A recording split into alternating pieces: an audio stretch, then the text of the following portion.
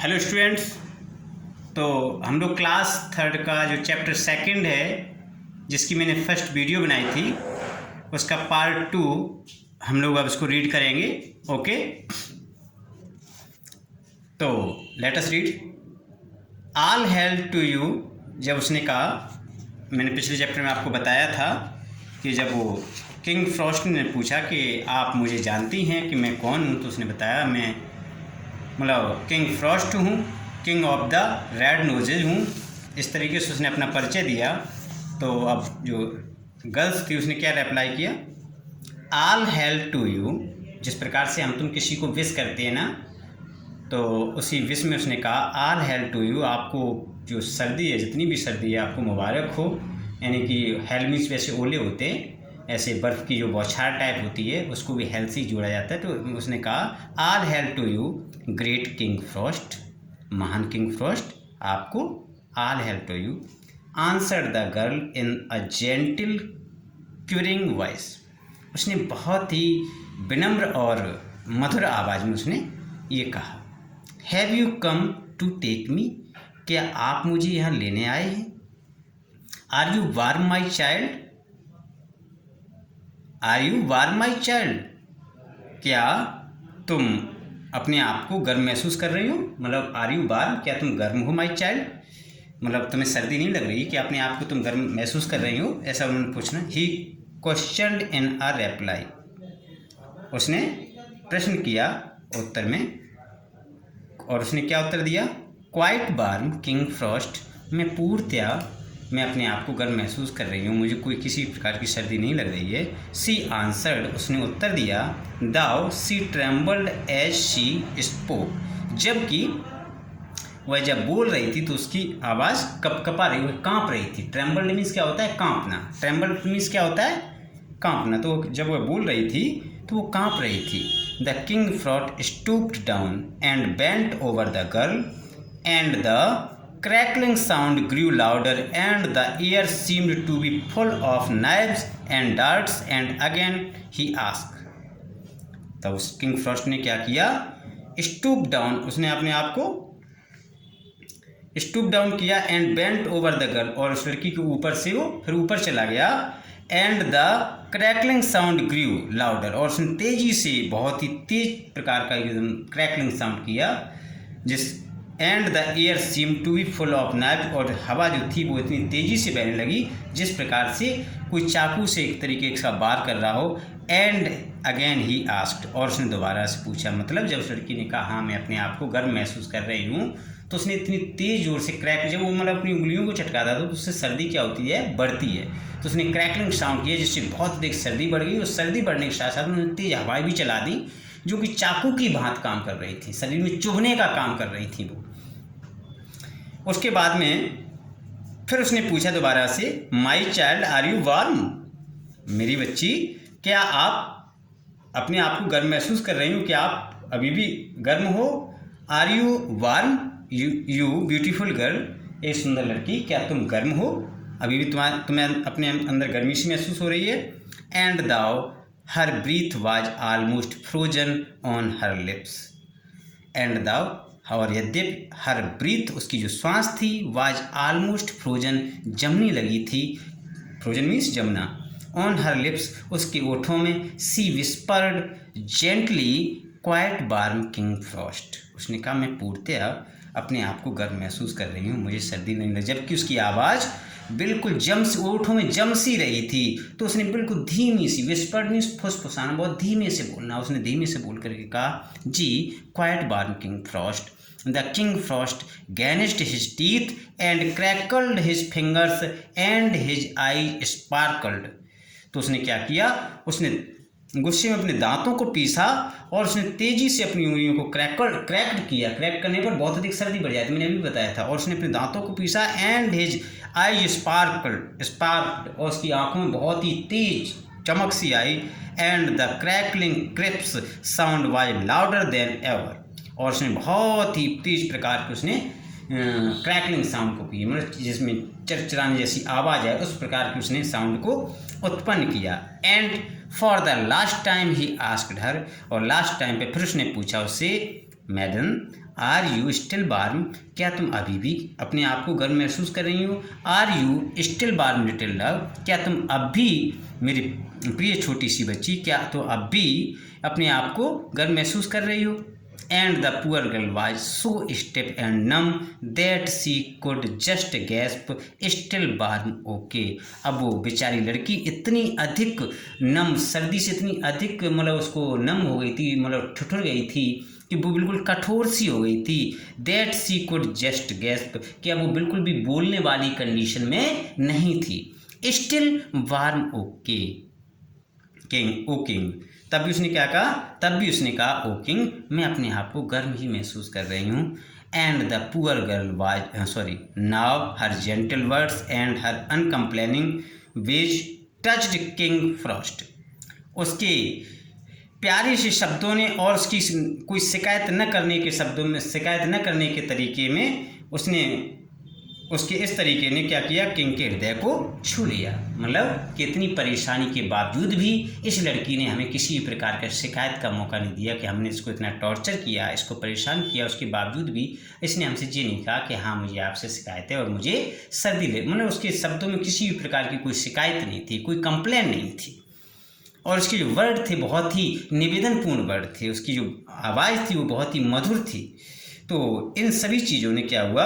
इस तरीके से उस लड़की ने उस किंग फ्रॉस्ट के हृदय को छू लिया। And he had pity on her, और उसने उस पर अपनी दया बरसा दी, उसके ऊपर उसने अपनी दया कर दी। ही रैप्ड हर अप इन फर्स, उसने उसे अपने फरों में, जो उसके फर थे उन फरों में उसने उसे लपेट लिया। And covered her with blankets, और उसे कंबल से लपेट दिया, कंबल से ढक दिया। He fetched a great box, उसने उसे एक बहुत बड़ा सा बॉक्स भेंट किया। In which were beautiful jewels and a rich robe embroidered in gold and silver, उसने उसे एक बहुत बड़ा बॉक्स उसे भेंट किया जिसमें बहुत ढेर सारी सुंदर सी ज्वेलरियाँ थीं, जिसमें सोने और चांदी से की एम्ब्रॉयड रस्सियाँ भी थीं उसमें, ठीक है, रिच रोब्स एम्ब्रॉयड थी। And she put it on and looked more lovely than ever, and she put it, और उसने उसे ग्रैड कर लिया। And looked more lovely than ever, तब से और अधिक प्यारी सी बच्ची लगने लगी। And King Frost stepped with her into his sleigh, और उसने उसे अपने साथ ले लिया। विद 6 वाइट हॉर्सेज, अपने 6 घोड़ों वाले रथ पर, उसकी जो 6 हॉर्सेज वाला जो उसका रथ था उस पर उसने साथ में ले लिया। In the mean time the wicked step mother was waiting at home for news of the girls death, और इधर उस ओर क्या हो रहा था? जो उसकी धूर्त माँ थी, सौतेली माँ थी, वो उसकी मृत्यु के समाचार का इंतजार कर रही थी। वेटिंग एट होम, वह घर पर उसकी मृत्यु के समाचार का इंतजार कर रही थी।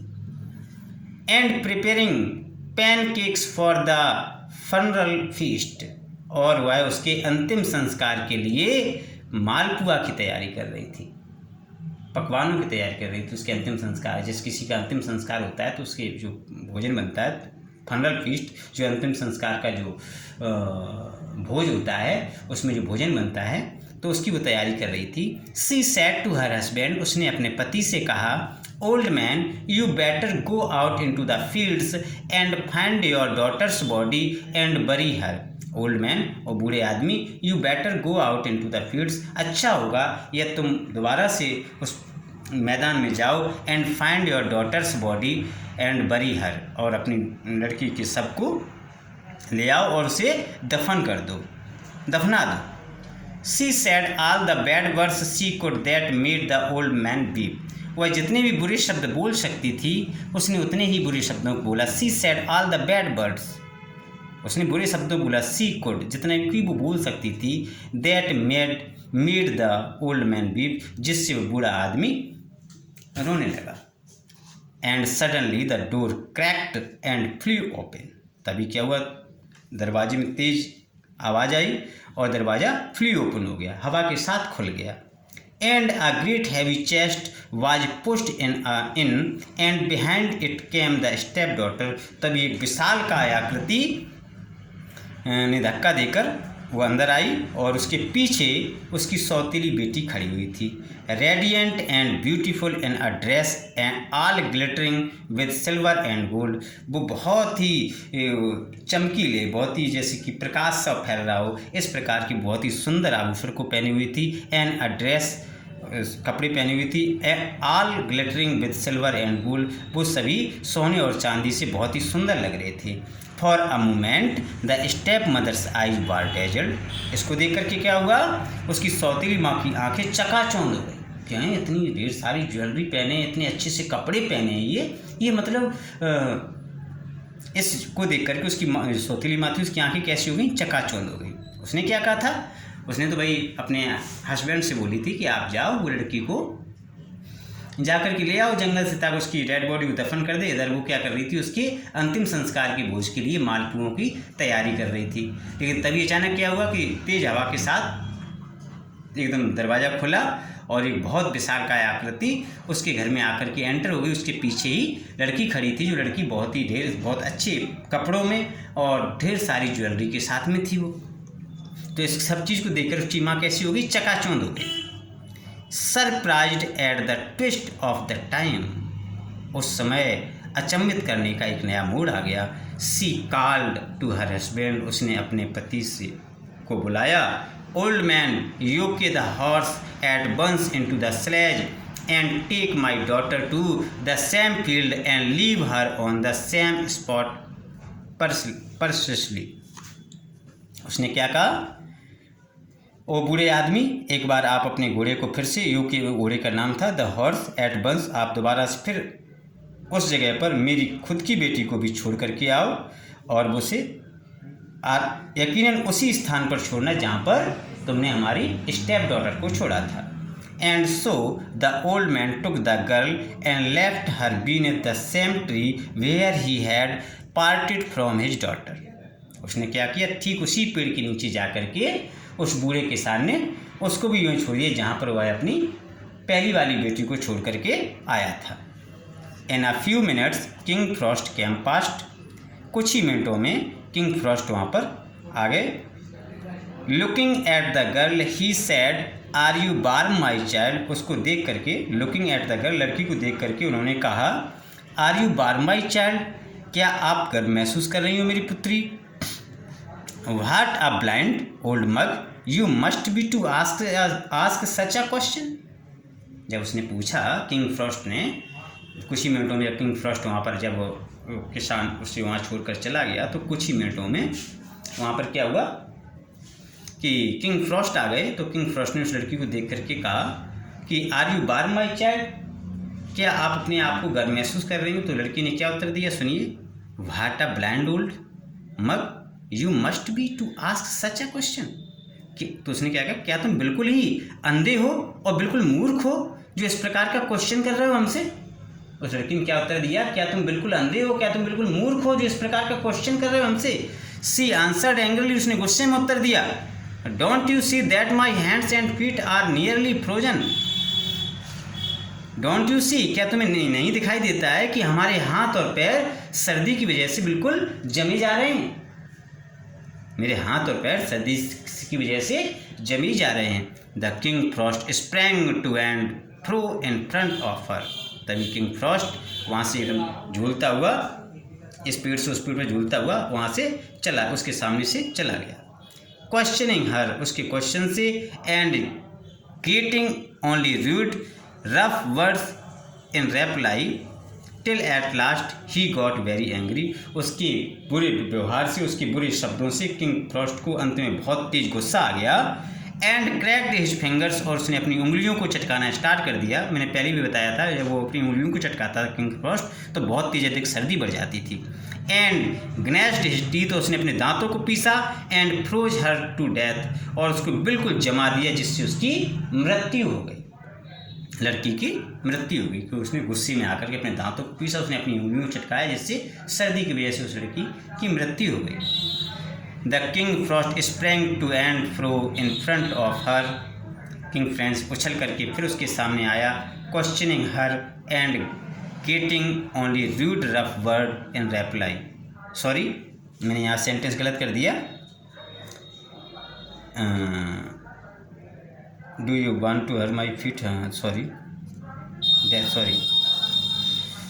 बट इन द हट, हाँ सॉरी, यहाँ तक अपना हो गया था। उसकी मृत्यु के लिए उसने उसे बिल्कुल जमा दिया, जैसे उसकी मृत्यु हो जाए इसलिए उसको इस तरीके से बिल्कुल उसे जमा दिया। बट इन द हट her mother was waiting for her return, लेकिन झोपड़ी में उसकी माँ उसके लौटने का इंतज़ार कर रही थी। As she grew impatient she said to her husband, जब उसने अपना बिल्कुल यापा खो दिया, इम्पेटेंस में धैर्य खोना, she said to her husband, उसने अपने पति से कहा, get out the horses old man to go and fetch my daughter home, जाओ अपने घोड़े को लेकर के बाहर जाओ और मेरी पुत्री को घर ले आओ। But see that you are careful not to upset the sledge and loss the chest, लेकिन हाँ ध्यान सावधानी रखना कि किसी भी प्रकार से उस विशाल के आकृति को आप डिस्टर्ब नहीं करना और न उसे किसी भी प्रकार से उसे खो देना। At the moment the door flew open and she rushed out to meet her daughter, तभी अगले ही पल क्या हुआ कि तेज हवा के साथ दरवाज़ा खुला और she rushed out to meet her daughter, और वह अपनी लड़की की डेड बॉडी से मिली।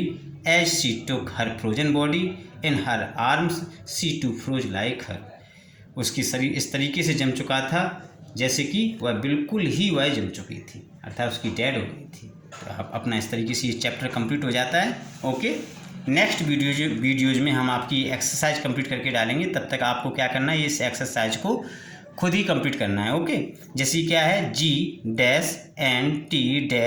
तो इसमें क्या भरा जाएगा, जेंटल, GENT, तो इसको इस तरीके से आप कंप्लीट करना है।